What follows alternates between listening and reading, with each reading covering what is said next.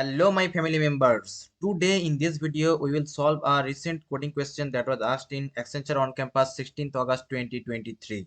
So without delay, let's go to the problems. The problem is regarding chocolate distribution. Let me declare you that the image from which I copied the question actually was not properly visible. That's why somewhere I modified the question, right? Okay, let's go to the question. So question is, you have a total of n chocolates that you want to distribute between two individuals A and B. However, there are specific conditions for the distribution. Person A must receive more chocolates than person B. Person B must receive at least one chocolate. Write a function chocolate distribution weighs n that takes an integer n as input and returns the number of distinct ways you can distribute the chocolates between A and B satisfying the given condition. Input format is this, like n, and this is the constraints, an integer representing the total number of chocolates, right? And output is return an integer representing the number of distinct ways the chocolates can be distributed, right? So here is the example, right? If we take input as 4, then how many ways we can distribute the chocolates between A and B? We can distribute like 1 and 3, 2 and 2, 3 and 1, but we will not, because A must get greater than B, right? So 1 and 3 is not possible, 2 and 2 is not also possible, but 3 and 1 is possible, because 3 gets uh, A gets 3 and B gets 1. This is possible, right? And in this case of 12, if we get 12 chocolates, then how many ways we can distribute? We can distribute in 5 ways, but there are many ways, like 1 11, 2 10, 3 9, 4 8, but we will not distribute this way, because on that case 4, A less than B, right? So A must be greater than B. That's why we will distribute like 11 1 10 2 9 3 8 4 7 5, but not 6 6, because this is equal. They not should be equal. Okay, I hope you have paused the video and tried to code yourself, right?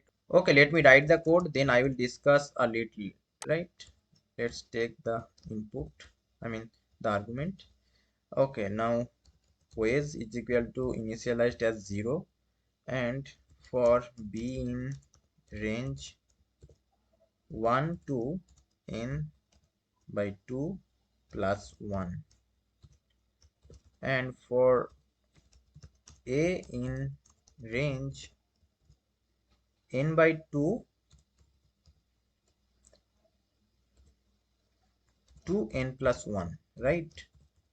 And then if we will check if a plus b is equal to n, then again check if a greater than b. If a greater than b, then count ways plus is equal to 1, right? And if not, if a less than b, then continue, don't count that, right?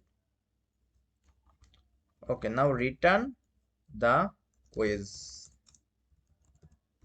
I hope this will be okay. Just run the, just print the function. Print chocolate distribution for 4, right? Okay, let's see if this is okay or not. Range is wrong. Sorry, actually this was is equal to, actually this should be plus, right? Okay, I hope this is okay now. Look at here carefully.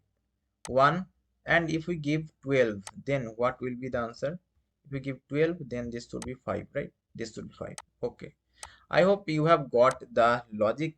Okay, let's explain a little so that it can be easier for you. At first we have initialized ways as 0.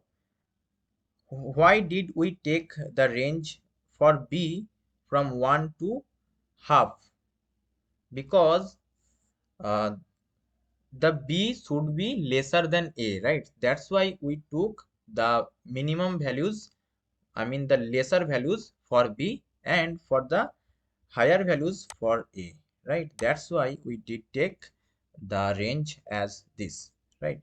and we are checking that if a plus b is equal to the value, that means uh, the combinations, right? If the combination is equal to the n, then we will check if a greater than b, only then ways is equal to ways plus 1, right?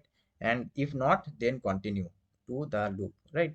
And then returning ways and printing the function, right? I hope this code is clear to you now.